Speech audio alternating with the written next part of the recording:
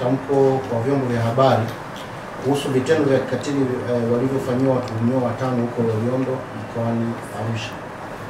Utangulizi. Kituo cha Sheria na Haki za Binadamu Tanzania au LHRC pamoja na mtandao wa watetezi wa haki za binadamu Tanzania THRDC kwa pamoja tunalaani vikali ukatili uliofanywa na maafisa wa jeshi la polisi wilayani Ngorongoro dhidi ya watuhumiwa 5 walioshikiliwa na jeshi hilo kwa muda wa siku 15 kuanzia tarehe 21 Disemba mwaka 2018 hadi tarehe 4 Januari mwaka 2019 bila dhamana au kufikishwa mahakamani. Tatizo hili limekuwa sugu nchini kote, na leo tunatangaza pia operesheni maalum ya tetea haki za mtuhumiwa kwa nchi nzima, tukianzia na hili la Loliondo. Tunampongeza na kuamua kuungana na Waziri wa Mambo ya Ndani katika kutetea na kulinda haki za watuhumiwa nchini. Ukatili uliofanywa dhidi ya watuhumiwa. Mnamo tarehe 21 Disemba mwaka 2018, wananchi wa wilaya ya Ngorongoro wapatao 5 kwa majina ya Peter Orkeli, Musa Yahya, Kayanda Kisoki, Zakaria na Francis Arusha walikamatwa na polisi wilayani Ngorongoro na kushikiliwa kwa muda wa siku 15. Wananchi hao wa jamii ya Kimasai wanatuhumiwa kuiba katika kampuni ya Simba B inayojishughulisha na utalii wilayani Ngorongoro, ambapo baadhi yao wanafanyia kazi. Siku ya kukamatwa kwao, polisi waliwachukua watuhumiwa hao kwa ajili ya kutoa maelezo. Walipofikishwa kituoni, walifungwa kamba mikononi na miguuni, kisha wakatundikwa juu na kuanza kupigwa hadi miguu kupasuka. Baada ya mahojiano nao, watuhumiwa hao wanadai pia kufanyiwa ukatili wa kutisha kwa kuingiziwa rungu za polisi na chupa sehemu za siri ambazo ni sehemu za haja kubwa. Kwa sasa hali zao ni mbaya na wengine bado wanaugua majeraha yaliyotokana na vipigo na ukatili waliofanyiwa na askari wa jeshi la polisi huko Loliondo. Baada ya kukamatwa tarehe 21 mwezi Disemba na kukaa mahabusu kwa siku 15 bila kuonana hata na ndugu zao, miguu ya baadhi ya watuhumiwa wao ilianza kuoza, ndipo wakapelekwa mahakamani tarehe 4 Januari mwaka 2019. Baada ya hapo wote walilazwa hospitali ya Waso kwa ajili ya matibabu. Watuhumiwa walifanyiwa upasuaji wa miguu na kutolewa usaha uliokuwepo katika miguu yao. Vitendo vya polisi kukiuka haki za watuhumiwa na wananchi Loliondo na maeneo mengine nchini. Ikumbuke kuwa jeshi la polisi nchini limeanzishwa na linatakiwa kufanya kazi kulingana na sheria na miongozo mbalimbali iliyowekwa nchini. Pamoja na sheria nyingine, jeshi la polisi linaongozwa na sheria ya jeshi la polisi na huduma saidizi sura ya 322 kama ilivyofanyiwa marekebisho mwaka 2010. Katika kifungu cha 5 kifungu kidogo cha kwanza, sheria hiyo inatamka kuwa jeshi hilo limeundwa nchini kwa ajili ya kulinda amani, kusimamia sheria, kuzuia na kugundua uhalifu, kukamata wahalifu na kulinda mali. Katika kuzuia uhalifu, kukamata na kuwaweka kizuizini wahalifu, jeshi la polisi linapaswa kuongozwa na sheria ya mwenendo wa makosa ya jinai ya mwaka 1985. Kwa mujibu wa sheria hiyo, mtuhumiwa anapokamatwa anakuwa na haki mbalimbali ikiwa ni pamoja na zifuatazo. Haki ya kwanza, kuambiwa kosa nao tuhumiwa nao, lakini pia kupewa dhamana kuonana na ndugu, kupatiwa matibabu, kuhojiwa bila shuruti, kuhojiwa mbele ya mwanasheria, kuonana na ndugu, kupelekwa mahakamani kwa wakati pamoja na kuelezwa haki yake ya kupata msaada wa kisheria, lakini na kukaa mahabusu muda usiozidi masaa 24. Haki nyingine ni kupewa dhamana na polisi muda wote, hata siku za Jumamosi na Jumapili, kulala mahali salama na safi, kutokupigwa au kufanyiwa ukatili wowote, lakini pia kutendewa kibinadamu na kujali utu wake. Katika hali iliyoanza kuwa ni ya kawaida kwa jeshi letu la polisi, vyombo vingine vya usalama, tumeshuhudia jeshi la polisi katika wilaya ya Ngorongoro na kwingineko nchini wakivunja haki hizi za watuhumiwa, ikiwa ni pamoja na kukaa na watuhumiwa kwa muda mrefu kupita kiasi. Tunaposema kupita kiasi, maana yake kuna wanaokaa siku 10, siku 20, mwezi, hata miezi miwili, jambo ambalo ni kinyume na kifungu cha 64 cha kwanza cha sheria ya mwenendo wa makosa ya jinai ya mwaka 1985 ambayo inaelekeza polisi kuwaweka kizuizini watuhumiwa kwa masaa yasiyozidi 24 kabla ya kuwapa dhamana au kuwapeleka mahakamani kwa mujibu wa sheria.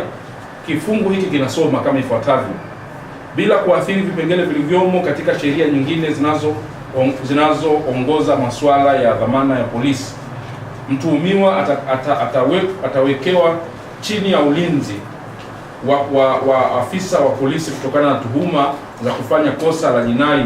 Ataachiwa huru mara ikiwa baada ya masaa 24 tangu mtuhumiwa kukamatwa hakuna hati ya mashtaka iliyoletwa dhidi yake, isipokuwa kama afisa wa polisi anayehusika akiwa naamini kwamba mtuhumiwa amefanya kosa kubwa. Pamoja na hayo, sheria hiyo ya mwenendo wa makosa ya jinai ya mwaka 1985 inawataka polisi kuwapa watuhumiwa haki nyingine za msingi kama zilivyotajwa hapo awali. Katika kifungu cha 53 pamoja na 54 cha sheria hiyo ya polisi, ana wajibu wa kumpa haki mtuhumiwa, ikiwa ni pamoja na haki ya kuwasiliana na ndugu na zingine zote kama mlivyoona zimeorodheshwa pale juu. Pamoja na mambo mengine, sheria hii inataka askari wa jeshi la polisi kumpa mtuhumiwa haki yake ya kupata msaada wa kisheria, kitu ambacho vijijini, sio Loliondo tu, imekuwa ni tatizo kubwa sana. Kifungu cha 55 cha sheria hii ya makosa inaeleza kwamba ni jinsi mtuhumiwa anavyopaswa kutendewa. Na isoma sheria: pindi mtuhumiwa anapokuwa kizuizini, atapewa nafasi ya kutibiwa na kutendewa kwa ubinadamu na utu, maana yake ubinadamu, while under restraint, or be treated with humanity and with respect for humanity and human dignity. Hakuna mtu ambaye wakati yuko chini ya ulinzi atakayepewa adhabu ya kikatili na zisizo za kibinadamu. Nadhani mmepata historia ya Loliondo kilichotokea. Inapotokea mtuhumiwa aliyeko kizuizini anatoa ombi kwa ofisa wa jeshi la polisi ili apewe matibabu, ushauri na msaada kuhusu ugonjwa au jeraha, anatakiwa kufanya hivyo. Watu wa Loliondo wale 15 wawili walioza kabisa, ilibidi askari wafungwa wenzao wapige kelele, ndio baadaye tarehe 2 wakapelekwa kulazwa hospitalini. Maana walinyimwa haki yao ya kupata matibabu. Sheria inaendelea kusema anaenda kwa ofisi ya jeshi la polisi kuomba matibabu. Ofisi huyo wa jeshi la polisi atachukua hatua zinazostahili kuhakikisha kuwa mtuhumiwa huyo anapewa matibabu, ushauri na msaada wote. Ni jambo la kusikitisha kuona mara nyingi polisi wameshindwa kusimamia na kutekeleza kwa vitendo vipengele muhimu vilivyo kwenye sheria zetu na kusimamia haki za muhimu za mtuhumiwa wakati wa ukamataji na wakati wanapokuwa mahabusu. Taarifa za ufuatiliaji wa matukio ya ukatili tocha nchini ambayo ilifanywa na mtandao mwaka jana inaonyesha watuhumiwa wanafanyiwa ukatili mwingi na wakati wa ukamataji, wakati wanaelekea vituoni na wakati wa mahojiano wakiwa vituoni. Maeneo hayo matatu ndio maeneo ambapo ukatili, unyanyasaji wa kila namna na ukiukwaji wa hizo haki za mtuhumiwa zimekuwa zikifanyika. Aina ya ukatili unaoongoza kwa mujibu wa ripoti yetu ni kipigo, kukaa njaa wakati mwingine kutokana na kukaa muda mrefu, kulazwa mahala pasipo na utu na vitisho vya maneno. Matukio kama haya ya kuwaweka kizuizini watuhumiwa kwa muda mrefu yamekuwa yakijirudia nchi nzima. Mara kadhaa jeshi la polisi limekuwa likiwakamata watuhumiwa na kuwaweka kizuizini kwa muda mrefu na baadaye kuwaachia huru baada ya kukosa sababu za kuendelea kuwaweka kizuizini na kuwaachia huru kutokana na amri ya mahakama. Utakumbuka huwa tunakimbia mahakamani kuomba amri ya mahakama. Wengi kina Nono na wengine walitoka kwa njia hiyo. Baadhi ya watuhumiwa waliowahi kukamatwa na kushikiliwa kwa muda mrefu na baadaye kuachiwa ni pamoja na Abdul Nondo aliyeshikiliwa kwa takriban siku 15 kabla ya kupelekwa mahakamani kuanzia tarehe 6 Machi hadi tarehe 21 Machi 2018. Tunaye mwanasheria Hashim Rungwe alishikiliwa na polisi kwa zaidi ya siku 4 mwaka 2017. Wengine ni mwanzilishi wa mtandao wa Jamii Forum Max Melo aliwahi kuwekwa kizuizini kwa siku 4 kabla ya kupelekwa mahakamani. Wanasiasa wengi wakiwemo Freeman Mbowe, Tundu Lissu, Esther Matiko, Joseph Mbilinyi na wengine walikamatwa katika mazingira tofauti na kuwekwa kizuizini kwa muda mrefu kabla ya kupelekwa mahakamani. Wakili Wilson Mafie alikamatwa na polisi na kuwekwa katika kizuizi cha polisi kwa muda wa wiki moja jijini Dar es Salaam. Watetezi wa haki za binadamu, kwa mfano Loliondo, Supu Kolemo na mwenzake Clinton, kwa mara ya kwanza walikaa siku 10 na hii ya juzi walikaa siku 6. Walikaa kizuizini mpaka tulivyoenda mahakamani. Ukisikia tunakuwa kwamba mahakamani ndio wanapelekwa. Ndugu Henry Nkia kutoka Mbeya alikamatwa na askari na jeshi la polisi kwa tuhuma za kufanya makosa ya kimtandao na kupelekwa kukaa kizuizini kwa muda wa siku 15 hadi sasa. Nadhani mnafahamu hii historia ya sasa hivi. So wakati mwingine vitendo hivi vya jeshi la polisi vimesababisha sasa matokeo yake watuhumiwa wanapokuwa katika vituo vya polisi, kwa mfano ndugu Heche Suguta, wengine wanapoteza maisha au wakati wa mtiririko huu wa kukamatwa bila kuzingatia sheria. Mtakumbuka ndugu Heche Suguta kule Tarime alipoteza maisha walipokuwa wanarukushana na askari. Manake hii ni kutokujali, mtuhumiwa umeshampiga pingu, unapaswa kwenda naye moja kwa moja bila kumbuguzi kituo. Lakini ukishaleta mambo mengine, mwisho wa siku ndio yanatokea kama yaliyotokea ya mauaji na vilema na vitu kama hivyo. Nadhani mbele vitazungumziwa zaidi. Hawa ni baadhi tu ya watu waliowahi kuwekwa kizuizini kwa muda mrefu kinyume na sheria, na huku haki zao zingine za msingi zikivunjwa. Tunasema hawa ni baadhi kwa sababu taarifa hizi hazitufikii, kwa sababu hakuna kampeni maalum ambayo labda ilikuwepo ya kupata hizi taarifa za watu wanaowekwa muda mrefu. Na kwa hiyo tunaamini sasa baada ya shughuli yetu hii ya leo taarifa zitaibuka nyingi. Wapo raia wengine waliowahi kushikiliwa na polisi kwa muda mrefu kabla ya kufikishwa mahakamani au kuachiwa huru na baadaye kuachiwa kutokana na kuwa na kukosekana sababu za msingi za kuendelea kushikiliwa kazi huko, na ndio maana tunaona kwamba tunayo sababu ya kuendelea kufanya kazi huko ili tupate suluhu ya mwisho. Na hii imetokana na uwepo wa migogoro ya ardhi kati ya wananchi wa Loliondo na sasa na mwekezaji wa kampuni ya OBC ambayo imehodhi eneo kubwa. Mgogoro huo kwa kiasi kikubwa umeongeza ukiukwaji wa haki za binadamu, huku jeshi la polisi wilayani humo na vyombo vingine vya usalama wa raia na wanyamapori vikihusika mara kwa mara kuwanyanyasa wananchi. Kuna watu wanaitwa game warden, wale maaskari wa TANAPA au maaskari wanaofanya kazi kwenye maeneo ya hifadhi, wameshiriki katika operesheni hizi na kusababisha madhara makubwa au manyanyaso makubwa kwa wananchi. Operesheni mbalimbali zimekuwa zikifanyika na zimekuwa zikichangia kwa kiasi kikubwa uvunjwaji ama ukiukwaji wa haki za binadamu na watuhumiwa, haki za watuhumiwa mathalan Loliondo na maeneo mengine ya nchi.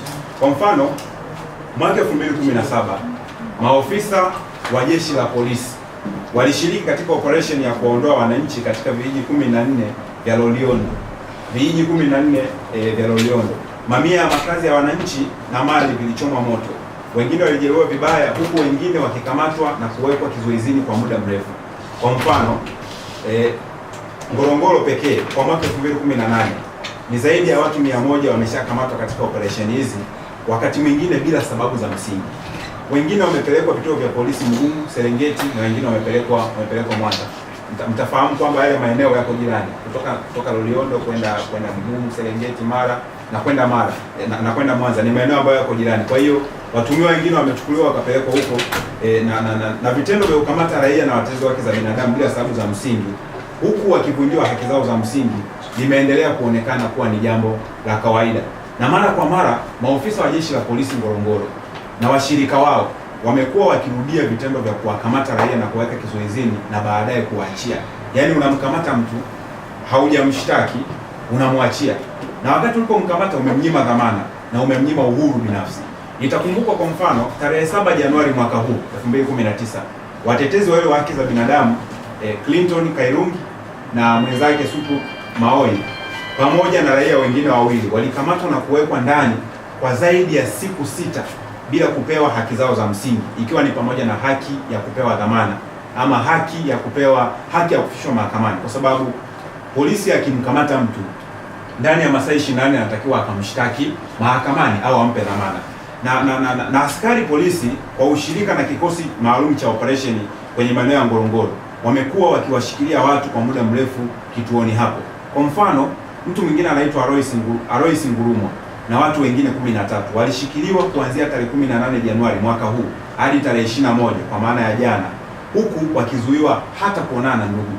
Mtu yuko mbele ya polisi lakini anazuiwa kuonana na ndugu yake.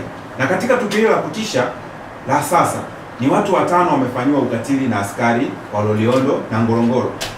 Wengi kwa sasa wamelazwa hospitalini wakifanyiwa upasuaji wa miguu ili kuwatibu majeraha makubwa walionayo. Unyanyasaji dhidi ya raia Ngorongoro imekuwa ni jambo la kawaida na hakuna hatua stahiki ambazo zinachukuliwa. Watu hawa baadaye waliachwa bila hata kushtakiwa kwa kosa lolote baada ya kukaa rumande kwa siku 15. Na kama mtakuwa mmeona picha zinasambazwa watu wa Loliondo, miguu imeungua, miguu imechomwa, sijui imekuwaje ile. Wale ni victims wa ukatili ambao umefanywa na wale askari. Na hii inamaanisha kwamba wananchi hawa pia walipaswa tu kuhojiwa bila kukamatwa ama kuwekwa kizuizini, kwa sababu tukio hili la wizi, achilia mbali mateso ambayo wameyapata na vitendo hivi vya kupiga raia, kunyimwa PF3, kuwekwa mahabusu kwa muda ambao askari wanajisikia, imeendelea kuonekana ni jambo la kawaida huko Ngorongoro na maeneo mengine nchini. Na taarifa hizi wanazo viongozi wa wilaya kama mkuu wa wilaya, mkuu wa polisi Ngorongoro na mkuu wa jeshi la polisi mkoa wa Arusha, lakini bado hakuna hatua zilizochukuliwa. Na ndugu zangu, mtu anapowekwa kizuizini, anapowekwa kwenye maeneo ya polisi, akazuiwa kupewa haki zake za msingi, ama akazuiwa kupewa dhamana, ama akawekwa kwenye lile eneo bila kupewa taarifa ndugu zake, mtu huyu atakuwa amekiukiwa haki zake na atakuwa amesababishiwa madhara mengi ambayo pamoja na mambo mengine ni kwa sababu polisi hawana mafunzo rasmi ya kukaa na mtuhumiwa. Polisi sio magereza, na ndio maana treatment ya polisi ya mtu anapokuwa katika kituo cha polisi ni tofauti na anapokuwa magereza.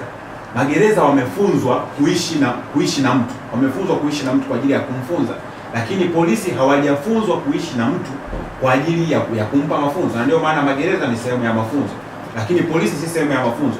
Kwa hiyo unakuta askari wengine kwa sababu wanakaa na raia bila mafunzo, wanasababishia haki zao zingine za msingi kuvunjwa, ikiwa ni pamoja na kuwatesa. Lakini pia polisi hawana rasilimali watu na mali kwa ajili ya kuwahudumia wafungwa kwa muda mrefu. Jeshi la polisi halina chakula kwa ajili ya wafungwa, na imagine mtu amekamatwa, ndugu zake hawajui na hawajui yuko wapi, na polisi pia hawajatoa taarifa. Kwa hiyo mtu huyu atakosa chakula, atakosa huduma za kawaida za kibinadamu. Lakini pia watuhumiwa wamekuwa wakishinda, ambao sasa unaangalia amekaa kituoni siku 15, hakuna ndugu yake anayejua huyu mtu atatoa wapi huduma za kijamii za kawaida. Watuhumiwa wengi hupata mateso makubwa wakiwa rumande kwa muda mrefu kutokana na kwamba vituo hivyo havina uwezo wa kubeba watuhumiwa wengi kwa wakati mmoja na kwa muda mrefu, na vituo vingine havina mfumo mzuri wa hewa na hali duni ya usafi kwa kuwa haya matukio sasa, kituo cha polisi hakina mazingira mazuri, hakijitoshelezi na kimebeba watu wengi. Unakuta watu wanashindwa pia access, wanashindwa kuwa na ule uhuru binafsi, kwa maana kwamba hata hali ya hewa ya mle ndani inakuwa inawachanganya watu, wanaweza kuugua wakaadopti magonjwa na vitu vingine. Wengine huishia kupata majeraha na baadhi hata hupoteza maisha kutokana na ukatili na mazingira mabaya. Kwa kuwa polisi hawana hata watoa huduma za afya kama ilivyo katika magereza, imekuwa vigumu wakati mwingine kugundua matatizo ambayo wanayo watuhumiwa ya kiafya. Na kuendelea kukaa na watuhumiwa katika vituo vya polisi kunachochea na kuchechemua vitendo vya rushwa kwa jeshi la polisi, kutokana na kwamba ndugu za watuhumiwa ambao hushikiliwa kwa muda mrefu mara nyingi hulazimika kudhani kwamba pengine nikitoa pesa, na wengine wanaomba pesa, nikitoa pesa ndugu yangu ataachiwa. Kwa hiyo pengine twende kwenye wito wetu kwamba sisi tunahitaji nini kifanyike, ama tunatoa wito gani kwa mamlaka, kwa jamii na kwa Tanzania. Jambo la kwanza ni kwamba tunaitaka serikali na uongozi wa juu wa jeshi la polisi kuchukua hatua kali dhidi ya askari waliohusika na ukatili huu ambao ni kinyume cha haki za binadamu kama zilivyoainishwa katika Katiba ya Jamhuri ya Muungano wa Tanzania ya mwaka 77 na sheria za nchi. Pia serikali igharamie matibabu ya wahanga wa ukatili huo. Lakini pia tunaendelea kulisisitiza jeshi la polisi kutekeleza majukumu yake kwa mujibu wa sheria za nchi, uweledi na kuacha utaratibu wa sasa wakaa na watuhumiwa mahabusu zaidi ya siku moja. Lakini vile vile tunavishauri vyombo vya ulinzi na usalama vilivyoko Loliondo visimamie usalama wa raia eneo hilo na kuepuka kuingia katika kasumba ya muda mrefu ya kuwaonea jamii za kifugaji, hasa Wamasai wanaoishi eneo la Ngorongoro. Na mtakumbuka juzi Mheshimiwa Rais amesema kwamba watu walio katika maeneo ya hifadhi wasibugudhiwe. Wizara ziandae mazingira mazuri ya kuaccommodate wale watu ama ya kushughulikia migogoro iliyopo bila kuathiri haki zao za msingi za kibinadamu. Na sisi tunakazia katika wito huo kwamba serikali iangalie namna stahiki ya kushughulika na migogoro ya namna hiyo. Lakini pia mkuu wa jeshi la polisi Arusha kwa maana ya RPC awawajibishe askari wote waliohusika katika ukatili dhidi ya raia hawa watano wa Loliondo. Lakini pia mkuu wa jeshi la polisi Tanzania IGP Afande Simon Siro pamoja na waziri wa mambo ya ndani waingilie kati swala hili la kuteswa watuhumiwa huko Loliondo na maeneo mengine ya nchi. Lakini pia endapo haya hayatafanyika, hatua kali za kisheria zitafuata dhidi ya askari waliohusika na ukiukwaji huu mkubwa wa haki za binadamu. Na ninaomba nirudie kwamba endapo mapendekezo yetu hayatafanyiwa kazi, hatua kali za kisheria zitafuata dhidi ya askari waliohusika na ukiukwaji huu mkubwa wa haki za binadamu uliofanywa na askari. Lakini pia tunawaomba Watanzania wote, viongozi wa dini, viongozi wa serikali, vyama vya siasa, waziri wa mambo ya ndani, ndugu zangu waandishi wa habari, asasi za kiraia, muunge mkono kampeni hii ya kupinga na kukataa ukatili dhidi ya watuhumiwa na wafungwa wanaokuwa rumande na magereza nchini Tanzania.